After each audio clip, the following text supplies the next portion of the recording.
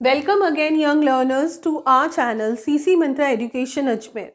अभी तक हम लोगों ने ADAS जो मैक्रो इकोनॉमिक्स की थर्ड यूनिट है उससे रिलेटेड 3 कॉन्सेप्ट्स कर लिए हैं: aggregate demand, aggregate supply and the consumption function. In this video today we will be completing the saving function and the related concept. तो चलिए स्टार्ट करते हैं।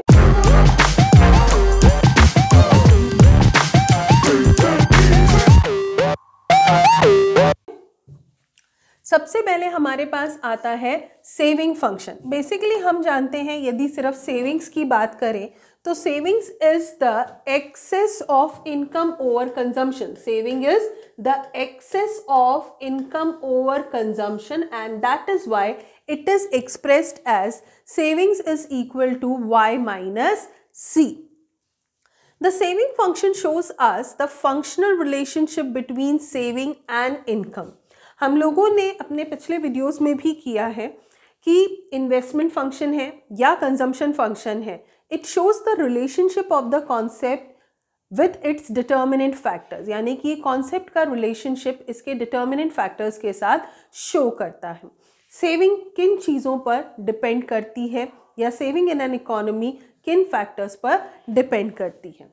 इन an economy the saving depends upon the level of income. Income के level पर depend करती है। That is if income rises the saving also rises, if income falls the saving also falls. Simple सी बात है कि इनकम ज़्यादा होगी तो सेविंग्स भी ज़्यादा होंगी, इनकम कम होगी तो ऐसे केसेस में lesser amount could be saved and that is why the relationship between income and saving is direct. So that is why it has direct relationship. इसीलिए जिनका relationship है income and savings are directly related to each other.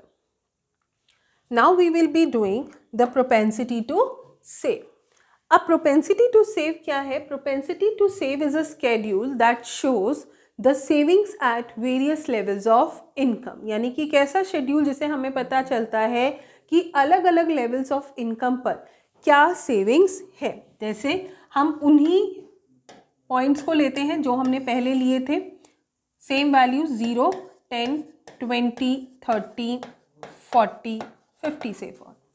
Saving is equal to y minus C. तो सबसे पहले हमारे पास होना चाहिए consumption. Consumption was 10, autonomous consumption was there. Then जैसे जैसे इनकम बढ़ेगी वैसे वैसे कंजम्पशन के लेवल्स भी इंक्रीज होंगे। तो we will be taking the same table. Now saving as we all know is the excess of income over consumption. तो it is -10, -5, 0, 5, then we have 10 and then we have 15। तो अलग अलग levels पर क्या savings है। Schedule tabular representation, 0 पर कितनी है -10 है, 10 पर कितनी है -5 है, 20 पर कितनी है 0 है and so on. When we show that at various levels of income what are the savings, तो that is known as the propensity to save. Now we move towards the types of propensity to save. Propensity to save के कितने types होते हैं? तो propensity to save के हमारे पास 2 types आते हैं. These are average propensity to save, which is commonly written as APS, and marginal propensity to save, which is written as MPS. तो basically हमारे पास प्रोपेंसिटी टू सेव के 2 टाइप्स होते हैं, average propensity to save and marginal propensity to save. तो start करते हैं average propensity to save. Average propensity to save क्या होता है? The average propensity to save is the ratio of, क्या शो करता है? It is the ratio of saving to income. यानी कि एवरेज प्रोपेंसिटी टू सेव हमें क्या शो करता है कि इनकम के अलग अलग लेवल्स पर S अपॉन Y क्या है एट डिफरेंट या at various levels of income. Income के अलग अलग लेवल्स पर it shows us the ratio of savings to income. देखें एक एग्जांपल लेते हैं and the example will be same. Income आपको दी हुई है सपोजिंगली 0, 10, 20, 30, 40। कंजम्पशन हमने पिछले में लिया था 10, 15, 20, 25, 30। तो सेविंग हमारे पास आ गई -10, -5, 0, 5 और 10। These are the savings at various levels of income. अब हमें क्या निकालना है? Now we have to calculate the average propensity to save, which is S upon Y. जो हमारे पास क्या है? S upon Y है. तो -10 upon 0 obviously nothing. -5 upon 10 will result into -0.5. 0 upon 20 is 0. ठीक है. 5 upon 30 is 0.16. 5 upon 30 is 0.16 and this is 0.25. 1 upon 4 will be 0.25. तो ये हमारे पास आ जाती है average propensity to save at various levels of income. अब जैसा हम लोगों ने एवरेज प्रोपेंसिटी टू कंज्यूम में किया था कि अलग अलग ऑब्जर्वेशंस क्या हैं, ऐसे ही हम एवरेज प्रोपेंसिटी टू सेव की भी अलग अलग ऑब्जर्वेशंस लेंगे। और जैसा मैंने उसमें कहा था कि यहाँ से 1 मार्क के बहुत इंपॉर्टेंट क्वेश्चंस आते हैं, यहाँ पे भी एवरेज प्रोपेंसिटी टू सेव में भी आपको सेम है कि 1 मार्क के बहुत इंपॉर्टेंट क्वेश्चंस यहाँ से बनते हैं। जिन्होंने वो वीडियो नहीं देखा है तो पार्ट 3 पर जाइए और उस वीडियो को भी देख लीजिए। एवरेज प्रोपेंसिटी टू सेव की जो ऑब्जर्वेशंस हैं, the observations of average propensity to save are, हम देख रहे हैं कि average propensity to save is increasing. पहले माइनस था, फिर 0 हुआ, फिर 0.16 हुआ, फिर 0.25 हुआ। So very important observation from here is कि average propensity to save income के बढ़ने के साथ साथ एवरेज प्रोपेंसिटी टू सेव भी क्या होता है? इंक्रीज होता है। तो पहला important observation, as income increases the APS also increases. अब हमारे पास 3 बहुत इंपॉर्टेंट ऑब्जर्वेशन, एपीएस नेगेटिव कब होगा, एपीएस 0 कब होगा और एपीएस पॉजिटिव कब होगा। 3 अलग अलग ऑब्जर्वेशन कि एपीएस में नेगेटिव कब होगा, एपीएस पॉजिटिव कब होगा और एपीएस इक्वल्स टू 0 किस सिचुएशन में होगा। तो देखें, एपीएस नेगेटिव कब होगा? The APS will be negative when saving is negative. Saving negative है, saving negative है, इसका मतलब है very important, income is less than consumption। हम देख रहे हैं कि इनकम कम है और कंजम्पशन जब तक ज़्यादा है, सेविंग हमारे पास नेगेटिव में रिजल्ट कर रही है। फिर आता है कि APS 0 कब होगा? When will be APS 0? APS will be 0 when saving is equal to 0। जब सेविंग क्या होगी? 0 होगी। आप देख सकते हैं, इसका मतलब है income is equal to consumption. ये हमारे लिए बहुत इंपॉर्टेंट है कि हम इसे साथ में लिखते रहें, क्योंकि आगे जब हम एक बहुत इंपॉर्टेंट क्वेश्चन करेंगे 4 to 6 मार्क्स में, CBSE में बहुत बार पूछा जा चुका है वो क्वेश्चन, तो हमें याद होना चाहिए कि income is equal to consumption है, सेविंग्स 0 है, income is less than consumption है, सेविंग्स नेगेटिव है। एपीएस की वैल्यू पॉजिटिव कब होगी? When the APS would result into a positive value. APS कब पॉजिटिव वैल्यू में रिजल्ट करेगा? When savings is positive. जब सेविंग पॉजिटिव होगी, इसका मतलब है जब income is greater than consumption, यानी कि इनकम ज़्यादा होगा और कंजम्पशन कम होगा। इस केस में the savings will be positive and hence the value of average propensity to save will also भी पॉजिटिव। तो उस केस में एवरेज प्रोपेंसिटी टू सेव की वैल्यू भी क्या होगी? पॉजिटिव होगी। तो हमें ये चारों ऑब्जर्वेशन बहुत याद रखने हैं, ठीक है। और एक चीज़ जो हमें यहाँ से याद रखनी है वो क्या है कि एवरेज प्रोपेंसिटी टू सेव 1 के इक्वल नहीं होता। ये हमें याद रखना है कि एवरेज प्रोपेंसिटी टू सेव जो है 1 के इक्वल नहीं होता। क्या एवरेज प्रोपेंसिटी टू सेव 1 के इक्वल हो सकता है? नहीं हो सकता। क्यों? क्योंकि एवरेज प्रोपेंसिटी टू सेव जो है is the ratio of saving to income. 1 होने का मतलब है ये दोनों चीजें इक्वल हो। 1 होने का मतलब है and if APS is equal to 1, इसका मतलब है it implies savings is equal to income, which is not possible, जो पॉसिबल है ही नहीं। क्यों नहीं है? क्योंकि हम पूरी इकोनॉमी की बात करें, एक व्यक्ति के लिए हो सकता है कि कभी उसने सेविंग इनकम के इक्वल कर ली हो, लेकिन savings is equal to income is not possible. क्यों? Which is not possible because of autonomous consumption, क्योंकि इकोनॉमी में कंजम्पशन रहेगा ही रहेगा, और यदि इकोनॉमी में कंजम्पशन रहेगा तो सेविंग्स इनकम के इक्वल नहीं हो सकती। तो इसीलिए average propensity to save equals to 1 नहीं हो सकती। तो ये 4 ऑब्जर्वेशन इंपॉर्टेंट है। कौन कौन सी ऑब्जर्वेशन है? कि इनकम बढ़ने के साथ APS बढ़ता है। नेगेटिव कब होगा, पॉजिटिव कब होगा, 0 कब होगा, and very important is APS की वैल्यू कभी भी 1 के इक्वल नहीं होती। फिर हमारे पास आता है marginal propensity to save. The marginal always shows us a change. Marginal का मतलब ही क्या है? चेंज।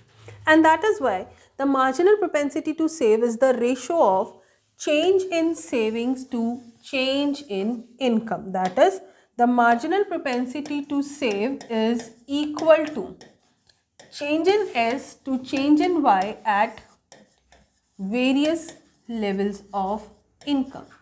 इनकम के अलग अलग लेवल्स पे चेंज इन एस और चेंज इन वाई का जो रेशियो है that is known as marginal propensity to save. देखें, हमने इनकम के अलग अलग लेवल्स ले लेते हैं, 0, 10, 20, 30, 40.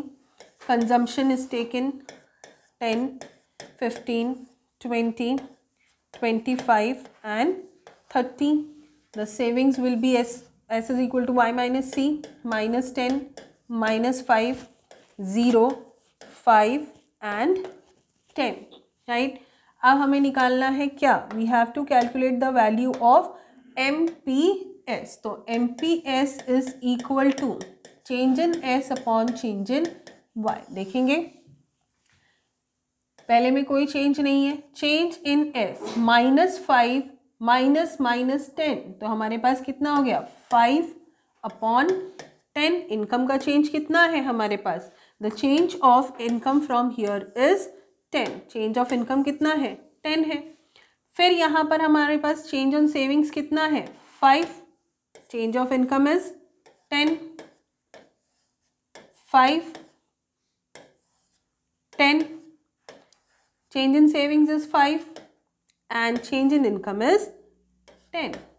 40 माइनस 30.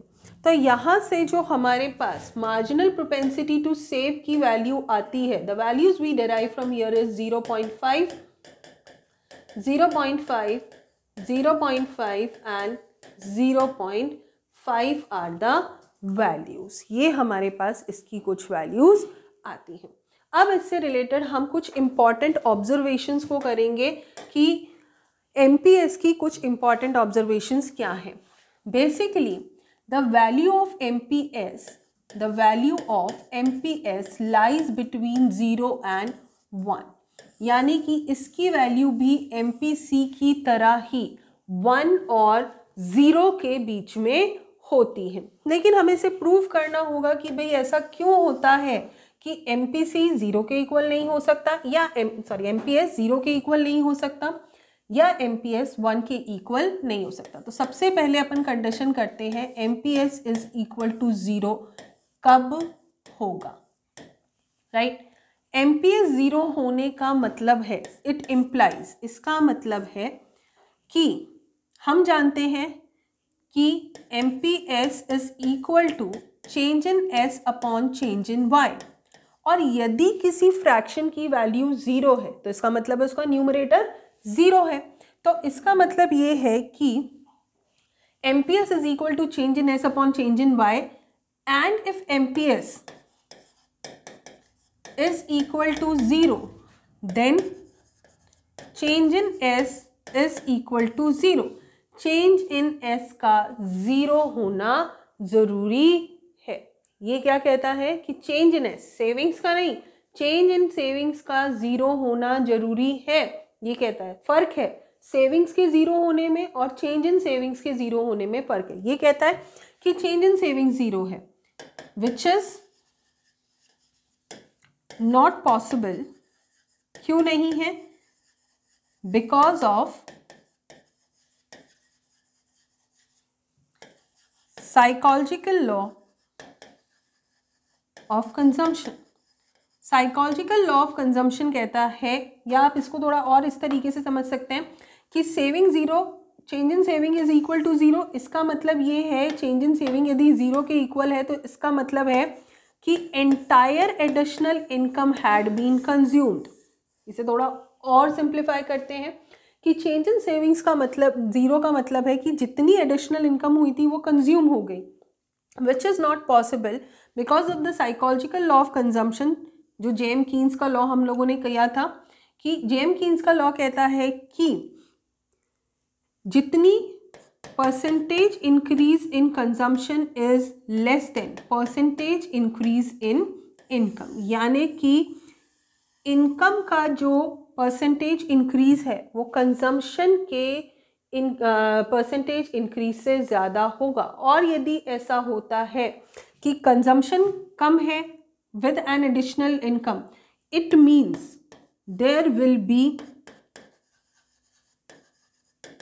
सेविंग्स। इसका मतलब है कि सेविंग्स होगी with a change in income. Income में चेंज होने के साथ सेविंग्स होंगी, और जब इनकम में चेंज होने के साथ सेविंग्स होंगी तो इसका मतलब है चेंज इन एस 0 नहीं हो सकता।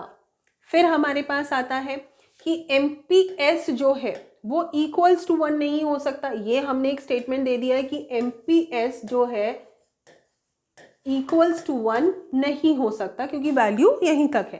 पर ये हो क्यों नहीं सकता? बेसिकली क्यों? It implies MPS is equal to, हम जानते हैं change in S upon change in Y है, और किसी भी फ्रैक्शन का 1 होने का मतलब है दोनों वैल्यू सेम है, numerator is equal to denominator.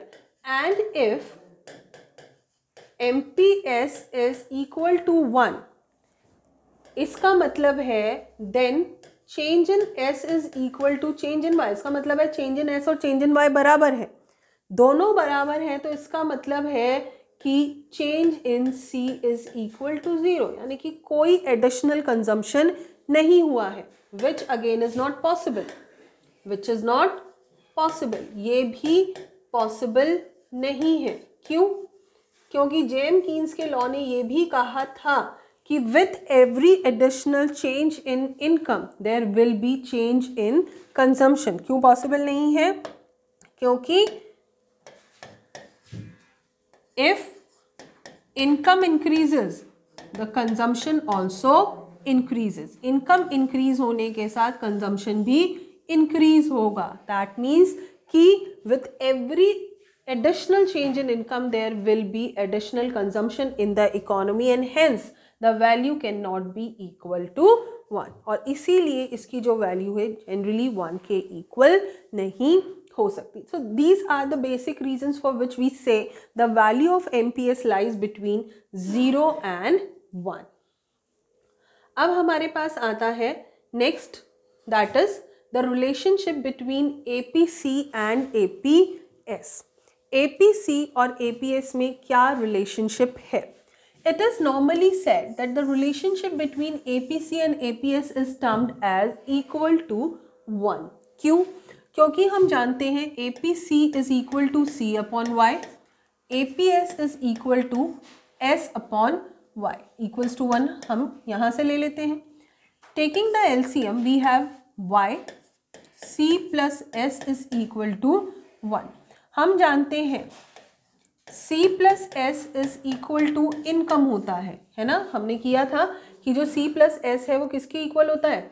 Income के इक्वल होता है।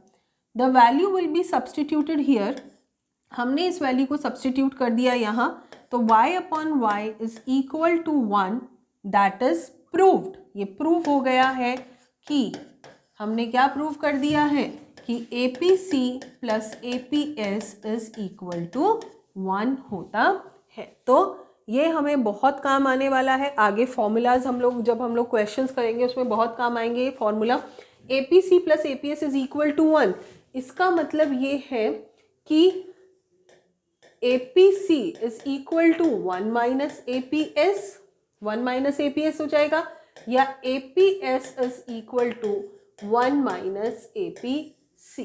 These two more formulas we can derive from here. Now we have the relationship between MPC and MPS. Same is the relationship. MPC और MPS is equal to 1 होते हैं। किस तरीके से? हम जानते हैं MPC is equal to change in C upon change in Y. MPS change in S upon change in Y. Taking the LCM, change in Y, change in C plus change in S equals to 1. अब देखिए simple सी बात है, if C plus S is equal to Y है तो then change in C plus change in S किसके equal होगा? change in Y के इक्वल होगा। C plus S Y के इक्वल है तो change in C plus change in S किसके इक्वल होगा? change in Y के इक्वल होगा।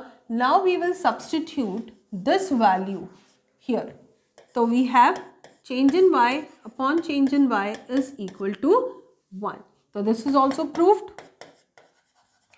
कि MPC plus MPS 1 के इक्वल होते हैं।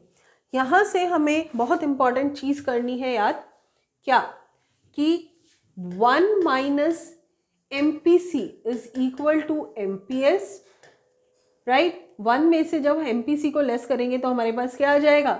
MPS आ जाएगा। और मैंने अपने पिछले वीडियो में बताया था कि हम MPC को B से डिनोट करते हैं, तो इसका मतलब है 1 minus B is equal to MPS होगा। ये हमें याद रखना है कि 1 minus B is equal to MPS है। क्यों? क्योंकि हम MPC को B से डिनोट करते हैं। ये हमें बहुत काम आएगा। जस्ट नेक्स्ट स्लाइड में देखें। Now we are doing the derivation of saving function. Function derive कर रहे हैं, कर्व डेराइव नहीं कर रहे। CBSE में बहुत बार क्वेश्चन आता है कि how do we derive the consumption curve out of saving curve या saving curve out of consumption curve, तो वो हम बाद में करेंगे। फिलहाल हम सेविंग फंक्शन को डेराइव कर रहे हैं जैसा कि हमने कंजम्पशन फंक्शन में किया था। कंजम्पशन फंक्शन यदि आपको याद हो तो हमने कंजम्पशन फंक्शन किया था, the consumption function was expressed as C is equal to C bar plus BY where B is MPC, जहाँ B हमारे पास क्या होता है? MPC होता है। This was the consumption function. अब हम जो जा रहे हैं वो किसकी तरफ जा रहे हैं? We are going towards the saving function. अब हम जो बात करेंगे वो किसकी करेंगे? सेविंग फंक्शन की बात करेंगे। तो देखें, हम जानते हैं सेविंग फंक्शन हम कंजम्पशन कर्व से ही फंक्शन से ही डेराइव करेंगे। देखिए कैसे? y is equal to C plus S, right? हम जानते हैं ये। अब हम इसे ऐसे लिख सकते हैं, सेविंग फंक्शन ड्राइव करना है तो y minus C is the savings. अभी मैंने आपको बताया कि consumption function is written as C bar plus BY where B is equal to MPC. देखें, now we will substitute this value here, C bar plus BY. हमने substitute कर दिया value को। Now we will be simplifying this, Y minus C bar minus BY simplify कर दिया। हम इस equation को लिख सकते हैं minus C bar plus Y minus BY। Y एक साइड ले लिया और माइनस C बार को हमने पहले लिख दिया, could be written this. Now minus c bar, we can take y common from here. हमने y common ले लिया. Now we are left with 1 minus b. हमारे पास क्या बचा? 1 minus b बचा. अब एक बार रिकॉल करेंगे. 1 minus b हमने किसके इक्वल लिया था? MPS के इक्वल लिया था. इसका मतलब ये है कि saving is equal to minus C bar plus MPS y. So this is the saving function. ये हमारे पास आ जाता है saving function. So the saving function is minus c bar plus MPS y.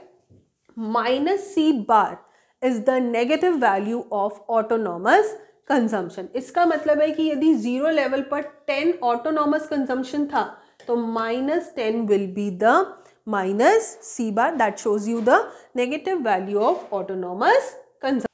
So अब हम करेंगे saving schedule and curve. Schedule, as I have told you earlier also, it is a table that shows the concept along with its determinant. तो हम बात करते हैं saving schedule की. हालांकि हम लोगों ने पहले भी किया है.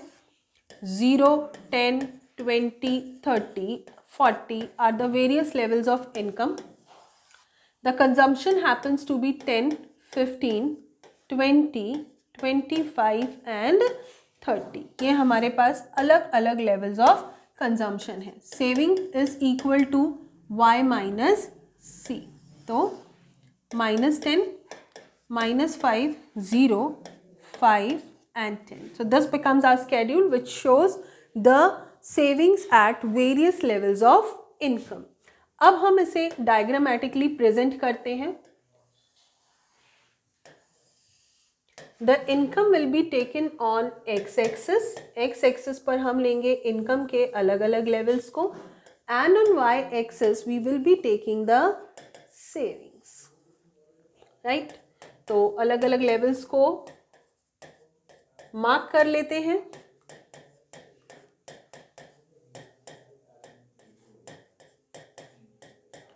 Thus we have marked the various levels of income and saving. अब हम टेबल पे देख रहे हैं कि जब 0 इनकम है the saving is -10. The income rises to 10, it becomes -5. Income rises to 20, it is 0. 30 पर 5 and 40 पर 10.